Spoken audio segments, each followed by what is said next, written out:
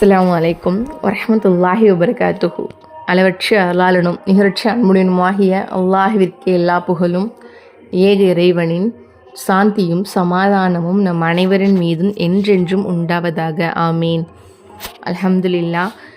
Last வீடியோவில் யாரெல்லாம் எனக்கா துவா செய்யுங்கன்னு சொல்லியிருந்தீங்களோ அந்த ஒவ்வொருத்தருக்காகவுமே நாங்கள் துவா செஞ்சோம். எங்களுக்காகவும் நீங்கள் துவா செய்யுங்க. ஒரு முஸ்லீம் இன்னொரு முஸ்லீமுக்காக மறைமுகமாக துவா செஞ்சால் அல்லாஹு தாலா அந்த துவா உடனே கபூல் செய்கிறான். மேலும் பக்கத்தில் ஒரு வானவர் நின்று கொண்டு யா அல்லாஹ் இவருக்கும் நீ அதே போல் கொடு அப்படின்னு துவா செய்கிறாங்க. அதாவது நம்ம பிறருக்காக துவா செஞ்சோம் அப்படின்னா நமக்காக மலக்குமார்களே துவா செய்கிறாங்க. அதனால பிறருக்காக துவா செய்வோம். இன்ஷா அல்லாஹ் துவாவின் மூலம் ஒன்றிணைவோம். இன்ஷா அல்லாஹ். இன்றைக்கி என்ன பார்க்க போகிறோம் அப்படின்னா, ஒரு மனுஷன் இந்த உலகத்தில் வாழ்கிறதுக்கு அத்தியாவசியமான ஒரு தேவை இப்போ பணம்ண்டாயிடுச்சு. அந்த பணம் இல்லாத பட்சத்தில் ஒரு இடத்துல போய் கேட்குறோம், கடன் கேட்குறோம், இல்லை நம்மக்கிட்ட என்ன ஜுவல்ஸ் இருக்கோ அதை இது பண்ணுறோம், அது வட்டியாக போகுது. ரொம்ப கஷ்டப்படுறவங்க என்கிட்ட சுத்தமாகவே இல்லை, இப்போ இந்த பணத்தை நான் ரெடி பண்ணால் தான் என்னோடய அடுத்த கட்ட இதுக்கே நான் போக முடியும் அப்படிங்கிற நிலமையில் வட்டியின் பக்கம் போயிடுறாங்க. அந்த மாதிரி போகும்போது கூட அதிகமாக நம்மளுக்கு பாவம் தான் கிடைக்குமே தவிர அதுக்கான சொல்யூஷனை அது கிடைக்காது. இப்படி வாங்குறவங்க தயவு செஞ்சு 1க்கு 3 தடவை யோசிங்க.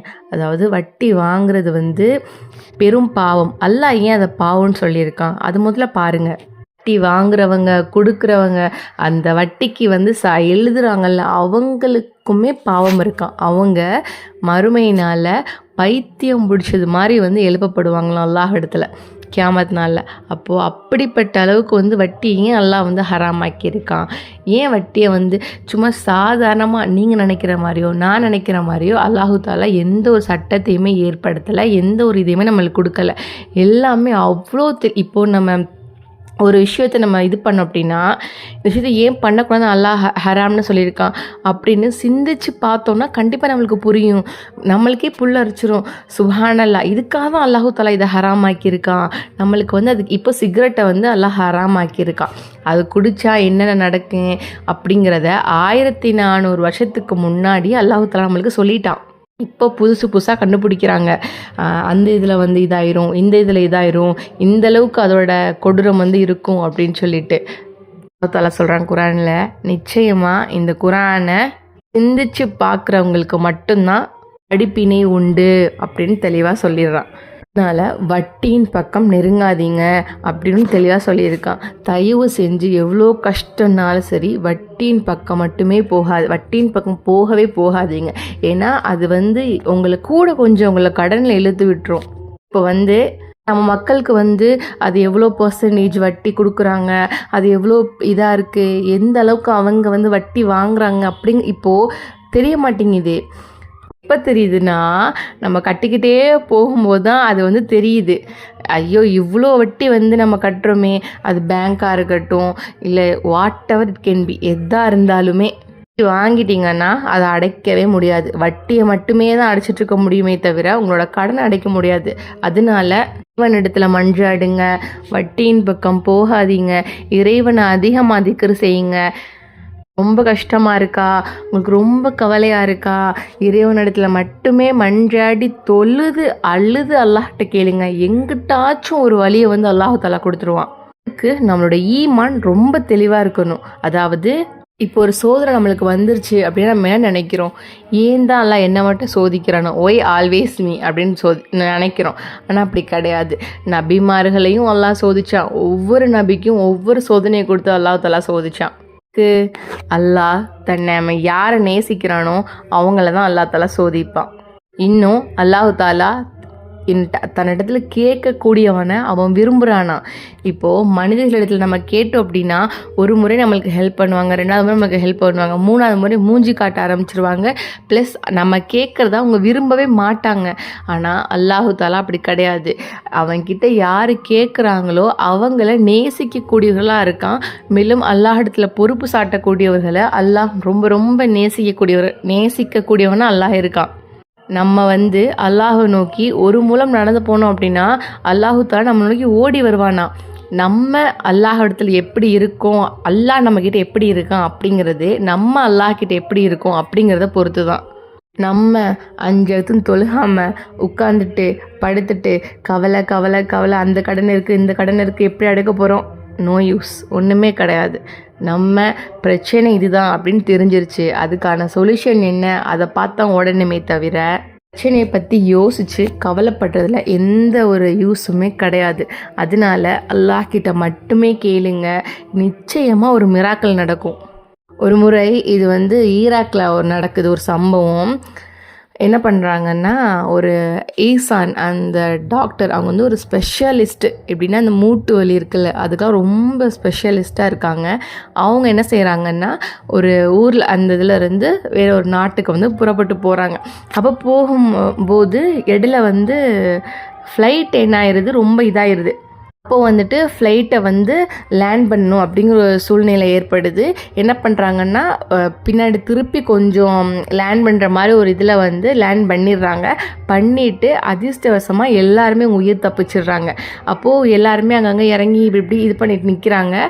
அவங்கள கூட்டிகிட்டு போகிறதுக்கான ஒரு இதுவுமே அங்கேருந்து ரெடி செய்யப்பட்டுருக்குது. அப்போது இந்த டாக்டர் என்ன பண்ணுறாங்க அப்படின்னா, தொழுகைக்கான நேரம் வந்துருச்சு, அல்லாஹ் வந்து நம்ம உயிரை வேற காப்பாற்றிருக்கான், இப்போ நம்ம கண்டிப்பாக தொழுதுறன்னு அப்படின்னு சொல்லிட்டு நடந்து போயிட்டுருக்காங்க. ஏதாச்சும் ஒரு வீடு வருமா அப்படின்னு. இது ரொம்ப பொட்டல் காடாக தான் இருக்குது. அந்த சைடு ஒரே ஒரு குச்சி மாதிரி ஒரு வீடு தெரியுது. உடனே இவங்க போயிட்டு அந்த வீட்டோட கதவை தட்டின உடனே ஒரு வயசான ஒரு பாட்டி வந்து வராங்க. வந்து கதவு திறந்துட்டு கேட்குறாங்க, நீங்கள் யார் அப்படின்னு சொல்கிறாங்க. இந்த மாதிரி நான் அவங்க விஷயத்தெலாம் சொல்கிறாங்க. இந்த மாதிரி நான் வந்தேன், இந்த மாதிரி ஆயிடுச்சு, எனக்கு வந்து தொழுகைக்கான ஒரு 5 நிமிஷம் மட்டும் எனக்கு கொடுக்குறீங்களா, அவங்க வீட்டை தொழுதுக்கிறேன் அப்படின்னு. தொழுதுக்கோங்க அப்படின்னு சொல்கிறாங்க. உடனே உள்ளக போய் தொழுது முடிச்சுட்டு உட்கார்ந்துட்டு இருக்கும்போது பார்க்குறாங்க, ஒரு பையன் எடுத்து கிடக்குறான். அவனோட 2 காலுமே வளைஞ்ச நிலையில் இருக்குது. அப்போ இவங்க பார்த்துட்டு கேட்குறாங்க, ஏன் வந்து இந்த பையனுக்கு வந்து இந்த மாதிரி கால் வளைஞ்சிருக்கு அப்படின்னு. அதுக்கு அந்த பாட்டி சொல்கிறாங்க, இந்த மாதிரி இவன் பிறந்ததுலேருந்து எனக்கு யாருமே இல்லை, நான் மட்டும்தான் இருக்கேன், அப்பாவும் இல்லை அம்மாவும் இல்லை, நான் மட்டும்தான் என்னை பார்த்துட்ருக்கேன். இவனுக்கு வந்துட்டு அந்த பிறக்கும் போது காலோட முட்டுக்கள் 2மே வந்து விலகிய நிலையில் தான் பிறந்தான். அதனால் எல்லா டாக்டர்கிட்டையுமே என்கிட்ட காசும் இல்லை, ஆனால் நான் என்னை வச்சு எல்லாமே நான் பார்த்துட்டேன், எதுவுமே வந்து இதாகலை. கேட்டால் சொல்கிறாங்க, ஊர்லேயே புகழ்பெற்ற டாக்டர் இஷான் அப்படின்னு ஒருத்தவங்க இருக்காங்களாம், அவங்கக்கிட்ட போனால் தான் சரி பண்ணிடலாமா, அவங்க தான் இதில் வந்து ரொம்ப பெரிய ஸ்பெஷலிஸ்ட்டாக, ஆனால் அவங்கக்கிட்ட போகிற அளவுக்கு எனக்கு காசு இல்லை, ஆனால் நான் என்னோடய இறைவன்கிட்ட தொழுதுகிட்டு தான் இருக்கேன், அவன் வந்து எனக்கு உதவி செய்வான் அப்படின்னு சொல்கிறாங்க. உடனே இவங்க சொல்கிறாங்க, அல்லாஹ் அக்பர், அந்த ஈசான் வந்து நான் தான், அல்லாஹ் அக்பர், நான் தான் அந்த ஈஷான். அல்லாஹ் அக்பர், இறைவன் மிக பெரியவன், நிச்சயமாக உங்களுடைய இந்த பிரார்த்தனை தான் என்னை வந்துட்டு இந்த ஃப்ளைட்டையே வந்து ப்ராப்ளத்துக்கு உள்ளாக்கி என்னை வந்து இந்த இடத்துக்கு வர வச்சிருக்கு, நாளில் இந்த விஷயத்த நான் மறக்கவே மாட்டேன் அப்படின்னு சொல்லிட்டு குழந்தைக்கான ட்ரீட்மெண்ட்டை நானே பார்க்குறேன், அதுவும் இலவசமாக பார்க்குறேன் அப்படின்னு சொல்லிட்டு இது பண்ணியிருப்பாங்க. இது எவ்வளோ பெரிய விஷயம். அதாவது இதை வந்துட்டு அறிஞர் ஒரு பயானில் வந்து சொல்லியிருப்பாங்க, எங்கேயோ இருந்த ஒருத்தரை அவங்களோட பிரார்த்தனை, அவங்களுடைய துஆ எங்கே கொண்டு வந்து நிப்பாடி இருக்குன்னு பார்த்தீங்களா? இதுதான் துஆவுடைய மிராக்கிள். துஆவால் மட்டும்தான் நம்மளுடைய வாழ்க்கையில் அற்புதங்களையும் அதிசயங்களையும் நிகழ்த்த முடியும். மேலே முழுமையாக நம்பிக்கை வச்சு ஒவ்வொரு விஷயத்தையும் ஒவ்வொரு துஆவையும் கேளுங்க. அவன் போதுமானவன், அவனால் முடியாதது அப்படிங்கிறது எதுவுமே கிடையாது. உங்களுடைய துஆவையும் ஒரு நாள் உங்களோட வாழ்க்கையும் இந்த மாதிரி மிராக்கள் மூலம் கண்டிப்பாக அடுத்து சந்தோஷமான வாழ்க்கையை மாற்றுவான் இன்ஷா அல்லாஹ். இன்றைக்கி வந்து ஒரு அற்புதமான சலவாத் பற்றி பார்க்க போகிறோம். அதாவது நான் ஏற்கனவே சொல்லியிருந்த மாதிரி தான் சலவாத் ஓதுறோம் அப்படின்னா அது ரொம்ப ஒரு சிறப்பான ஒரு விஷயம். ஏன்னா சலவாத் ஓதுனா வறுமை வராது, சலவாத் ஓதுனா அல்லாஹ் நம்ம ஒரு முறை சலவாத் சொல்லணும்னா அல்லாஹ் நம்ம மீது 10 முறை சலவாத் சொல்கிறான். இந்த மாதிரி சலவாத்துக்கு நிறைய அற்புதங்கள் இருக்குது. நம்ம ஒரு முறை நியத்து வச்சு இதுக்காக நான் வந்து இது எனக்கு நடத்தி கொடுத்துடு அப்படின்னு நம்ம சலவாத்தை அதிகப்படியாக ஓதிட்டே இருந்தோம்னா அந்த காரியம் நம்மளுக்கு அப்படியே நடக்கும். சலவாத்துக்கு அவ்வளோ பவர்ஃபுல் இருக்குது. சலவாத்து சொல்லி சலவாத்தின் மூலமாக நம்ம வந்து ஒரு நாட்டத்தை அடையணும்னு நினச்சோன்னா கண்டிப்பாக அது நடந்தே தான் தீரும். அதில் எந்த வித சந்தேகமே கிடையாது. இந்த ஒரு சலவாத்தை இன்ஷா அல்லாஹ் அதிகமாக ஓதுங்க. இப்போது நான் சொல்கிறேன், இந்த செலவாத்தை நீங்கள் ஓதுனீங்கன்னா ஆஹா ஓஹோன்னு இருக்கும், உங்களுக்கு உடனே செல்வம் வந்து குமிஞ்சிரும், உடனே இது அப்படிலாம் கிடையாது. உண்மையான செல்வம், அதாவது இதான பரக்கத்தான செல்வம் அப்படிங்கிறது என்ன அப்படின்னா, யாரிடமும் கையேந்தாமல் அல்ஹம்துலில்லாஹ் அப்படின்னு ஒரு நிம்மதியான வாழ்க்கை தான் உண்மையான செல்வம். அதுதான் செலவாத்தை நீங்கள் அதிகப்படியாக ஓதுனீங்க அப்படின்னா இன்ஷா அல்லாஹ் யார்கிட்டையுமே கையேந்தாத ஒரு நிலைமையை அல்லாஹ் தஆலா ஏற்படுத்துவான். அது என்ன செலவாத் அப்படின்னா, அல்லாஹும்ம ஸ்வல்லி அலா சையதினா முஹம்மதின் வஸ்வல்லி அலைஹி சலாத்தன் தஃபூக்கு வ தஃபல்லு ஸ்வலாத்தல் முஸ்வல்லீன அலைஹிம் மின் ஹல்கிக அஜ்மஈன கஃபலிக அலா ஜமீஇ ஹல்கிக பிலுத்ஃபி முஹம்மதின் ஸல்லல்லாஹு அலைஹி வஸல்லம். அல்லாஹும்ம ஸ்வல்லி அலா சையதினா முஹம்மதின் வஸ்வல்லி அலைஹிம் ஸலாத்தன் தஃபூக்கு வ தஃபல்லு ஸலாத்தல் முஸல்லீன அலைஹிம் மின் ஹல்கிக அஜ்மஈன கஃபலிக அலா ஜமீஇ ஹல்கிக பிலுத்ஃபி முஹம்மதின் ஸல்லல்லாஹு அலைஹி வஸல்லம். இன்ஷா அல்லாஹ் வியாபாரத்தில் பரக்கத்தில்லை, ரொம்ப ஆட்கொள்ளுது, கடன் ரொம்ப அதிகமாக இருக்குது அப்படிங்கிறவங்க இந்த ஒரு செலவாத்தை அதிகமாக ஓதுங்க. இன்ஷா அல்லாஹ் எதிர்பாரா விதத்தில் அல்லாஹு தாலா உங்களுடைய செல்வத்தை வந்து பூர்த்தி செய்வான். இன்ஷா அல்லாஹ் உங்களுடைய நாட்டங்களும் நடக்கும். யாருக்கெல்லாம் பயனுள்ளது அப்படின்னு நினைக்கிறீங்களோ அவங்க கூட கண்டிப்பாக ஷேர் பண்ணிக்கோங்க. அல்லாஹ் நம்ம அனைவருக்கும் ஜன்னத்துல் ஃபிர்தௌஸ் உயர்ந்த சொர்க்கத்தை தருவானாக என்று துவா செய்தவர்களாக விடைபெறுகிறேன். வாஹித் தவான் அல்ஹம்துலில்லாஹி ரப்பில் ஆலமீன். அஸ்ஸலாமு அலைக்கும் வரஹ்மத்துல்லாஹி வபரகாத்துஹு.